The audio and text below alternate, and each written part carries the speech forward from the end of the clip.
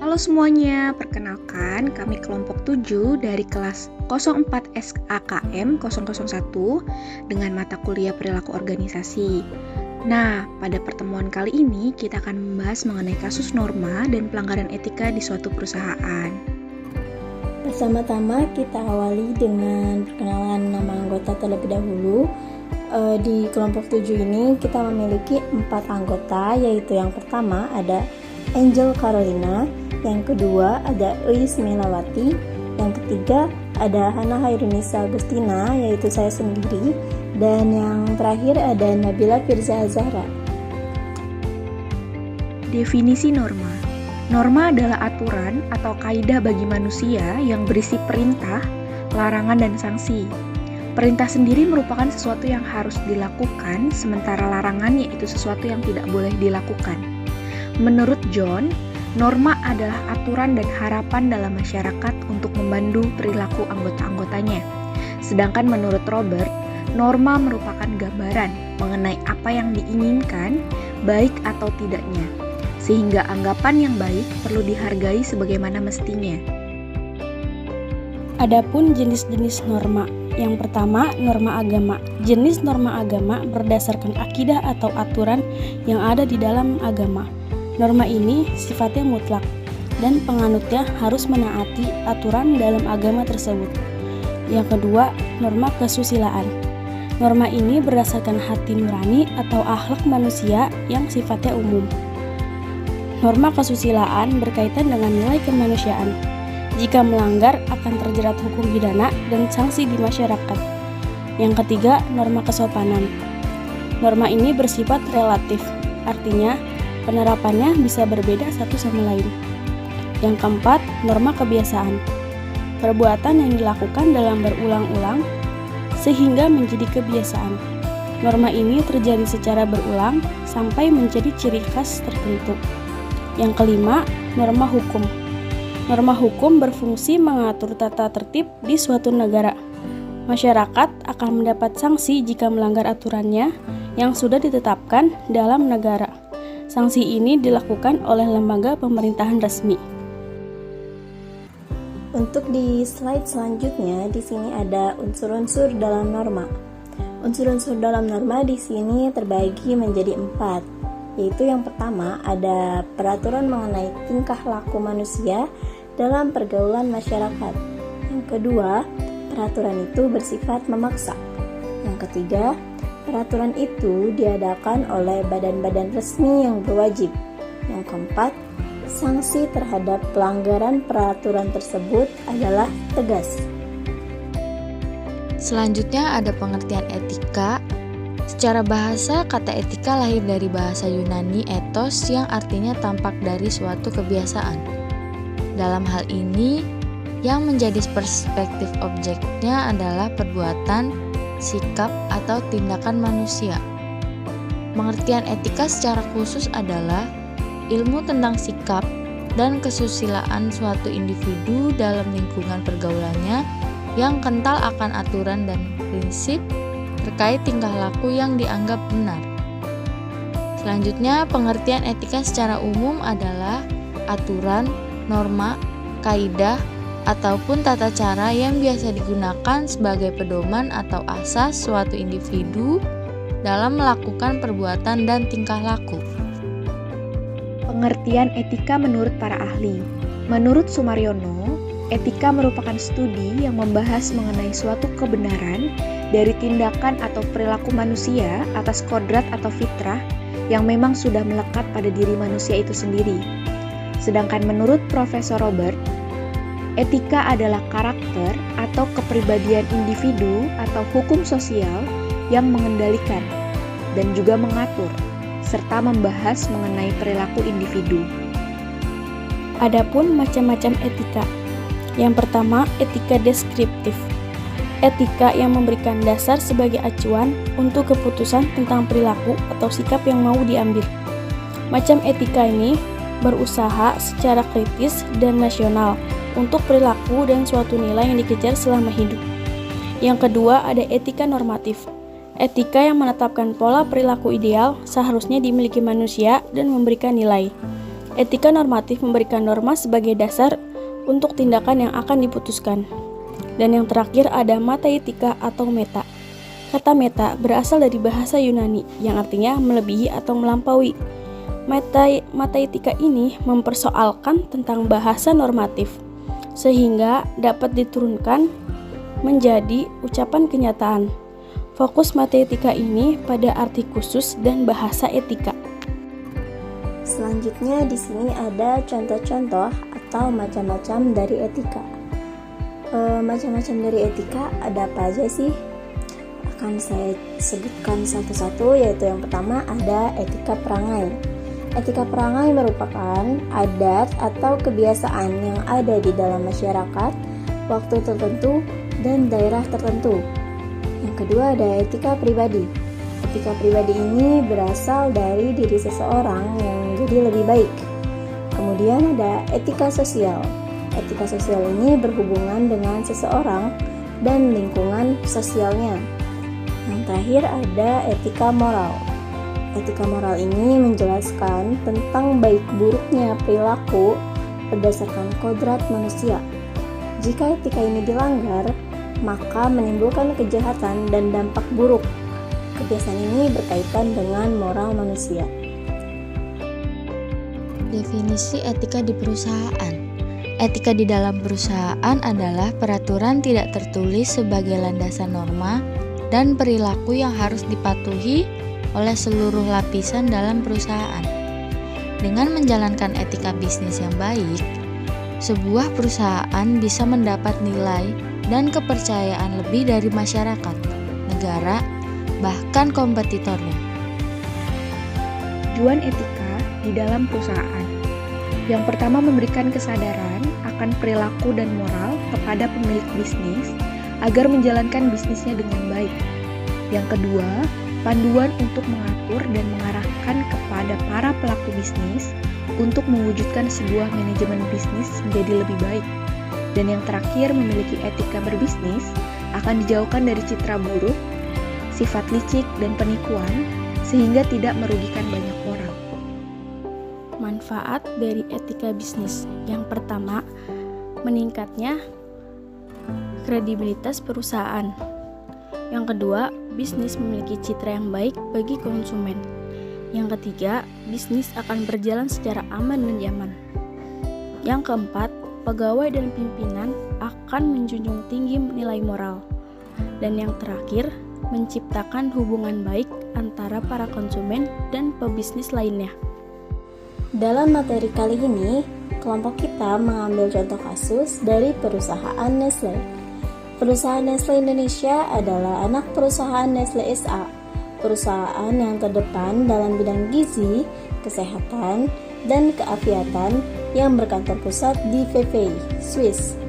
Nestle SA didirikan lebih dari 140 tahun lalu oleh Henry Nestle, seorang ahli farmasi yang berhasil meramu bubur bayi guna membantu seorang ibu menyelamatkan bayinya saat sakit dan tidak mampu menerima air susu ibu.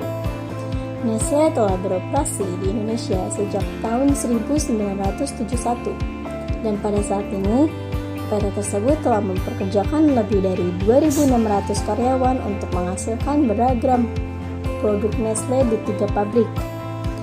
Pabrik Kejayaan di Pasuruan, Jawa Timur untuk mengolah produk susu seperti Denkow, Big Brand, dan Nestle Denkow Ideal.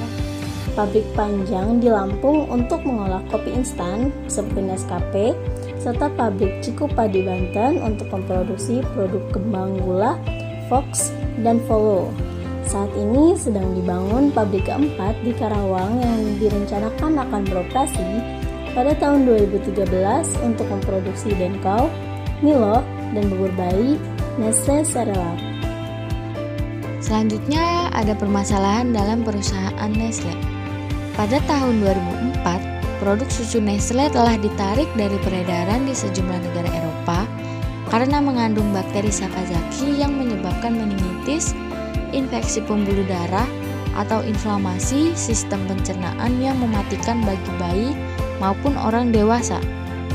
Industri susu nasional Indonesia rupanya telah meremehkan masalah dari bakteri Enterobacter sakazaki yang mencemarkan produk susu formula anak-anak. Menurut situs Science News Online, dari penelitian yang dilakukan di 35 negara, ditemukan bahwa tingkat pencemaran bakteri Enterobacter sakazaki ini pada susu formula bayi sebesar 14% atau 20 kaleng dari 141 kaleng yang diteliti. Penelitian ini juga lebih lanjut menemukan bahwa bakteri Enterobacter sakazaki ini ditemukan pada debu yang ada di lantai pabrik pembuatan susu formula bayi. Padahal, pabrik pembuatan susu formula atau makanan apapun menurut standar sudah seharusnya bersih dari semua virus, kuman, ataupun bakteri yang berbahaya. Pada penelitian terakhir, didapatkan kemampuan 12 jenis strain Enterobacter sakazaki untuk bertahan hidup pada suhu 50 derajat Celcius dalam pemanasan rehidrasi susu formula. Produk susu yang tercemar dari bakteri ini adalah Nestle. Nestle telah dikecam karena memproduksi susu formula untuk bayi yang mengandung bakteri E. sakazaki, khususnya untuk produk susu formula yang dipasarkan di negara berkembang. Memang berbeda dengan pemerintah kita, yaitu lembaga BPOM, yang menyatakan bahwa tidak ada satupun susu formula yang tercemar bakteri Enterobacter sakazaki di Indonesia. Entah apa yang menyebabkan perbedaan tersebut, tapi pesan kami bagi mereka yang ingin lebih berhati-hati dengan susu formula, terutama untuk bayi, agar menghindari susu yang berasal dari produk susu Nestle. Lalu, pada tahun 2011, Badan Pengawas Obat dan Makanan atau BPOM melakukan pengambilan 96 sampel produk susu formula dari berbagai merek untuk menguji kemungkinan adanya bakteri Enterobacter sakazaki. Dalam pengujian sampel tersebut, BPOM tidak menemukan satupun susu formula, termasuk di dalamnya adalah Nestle, yang terkontaminasi. Pengujian ini dilakukan pada 2008 sampai dengan 2011. Hal ini terungkap saat jumpa pers BPOM di kantor Kemenkominfo pada hari Kamis. Pembahasan masalah dalam perusahaan Nestle. Sebagai perusahaan produksi makanan terbesar di dunia, Nestle memusatkan perhatian untuk meningkatkan gizi, kesehatan, dan keafiatan dari konsumen. Para karyawan berdedikasi dan termotivasi untuk memproduksi produk berkualitas dan membangun brand yang memenuhi kebutuhan konsumen. Sebagai bagian dari suatu perusahaan global, Nestle terus-menerus melakukan penelitian dan perkembangan untuk terus melakukan penyempurnaan berbagai produk ciptaannya. Hal ini dilakukan sejalan dengan berkembangnya konsep dan dimensi makanan, yang kini tidak lagi sekedar untuk memperoleh kenikmatan, namun telah berkembang menuju keafiatan dan bermuara pada kehidupan yang sejahtera dan berkualitas. Pembahasan masalah yang selanjutnya yaitu dengan menyatukan semua sumber R&D, Nestle mampu memberikan solusi makanan berkualitas tinggi dan aman untuk semua konsumen di seluruh dunia, baik dalam gizi, kesehatan, dan keafiatan, nutrisi, kesehatan, kebaikan, rasa, tekstur, atau kenyamanan. Selain itu, Nestle memberikan produk-produk berkualitas terbaik bagi konsumen serta jaminan keamanan. Hal ini sejalan dengan misi Nestle Indonesia untuk turut mewujudkan masyarakat Indonesia yang lebih sehat melalui produk-produknya yang berkualitas, bernutrisi, dan lezat rasanya. Dalam menjalankan bisnisnya, Nestle berusaha untuk menjalankan tanggung jawab kepada masyarakat dan menciptakan manfaat. Dalam beroperasi, Nestle senantiasa memastikan standar perilaku bisnis yang ketat dan mendukung pelestarian lingkungan sebagaimana tercantum dalam Nestle Corporate Business Principles. Ini termasuk prinsip-prinsip Global Compact PBB tentang hak asasi manusia, tenaga kerja, lingkungan, dan korupsi. Dengan landasan strategi bisnis inilah kami memastikan sukses jangka panjang bagi perusahaan. Pada 2011, Program pelatihan modular diluncurkan pada berbagai komponen corporate business principle. Kedalaman dan fokus dari pelatihan dibentuk sesuai dengan materialitas untuk fungsi yang berbeda dalam perusahaan. Sebagai contoh, pelatihan tentang komponen hak asasi manusia akan fokus pada manajer dan karyawan di negara-negara yang lebih tinggi resiko hak asasi manusia sebagai prioritas. Nestle telah berkomitmen untuk menganut prinsip bisnis berikut ini di semua negara. Prinsip ini disesuaikan dengan undang-undang lokal, praktek-praktek budaya, dan juga agama. Yang pertama ada gizi, kesehatan, dan keafiatan, jaminan mutu dan keamanan produk, komunikasi kepada konsumen, hak asasi manusia dan kegiatan usaha, kepemimpinan dan tanggung jawab pribadi, keamanan dan kesehatan kerja, pemasok dan hubungan dengan pelanggan, pembangunan pertanian dan pedesaan, lingkungan dan berkelanjutan, dan yang terakhir ada air. Kesimpulan yang dapat kelompok kita ambil pada materi ini yaitu, meskipun pada tahun 2004 produk susu Nestle telah ditarik dari peredaran di sejumlah negara Eropa karena mengandung bakteri Sakazaki, namun di Indonesia sendiri pada tahun 2011 Badan Pengawas Obat dan Makanan atau BPOM melakukan pengambilan 96 sampel produk susu formula dari berbagai merek untuk menguji kemungkinan adanya bakteri Enterobacter Sakazaki. Dalam pengujian sampel tersebut, BPOM tidak menemukan satupun susu formula ataupun termasuk di dalamnya adalah Nestle yang terkontaminasi. Pengujian ini dilakukan pada 2008 sampai 2011 dan Nestle adalah perusahaan yang mau memperbaiki diri dan mau belajar dari pengalaman pahit yang menjadikan tantangan sebagai motivator untuk meningkatkan citra perusahaan.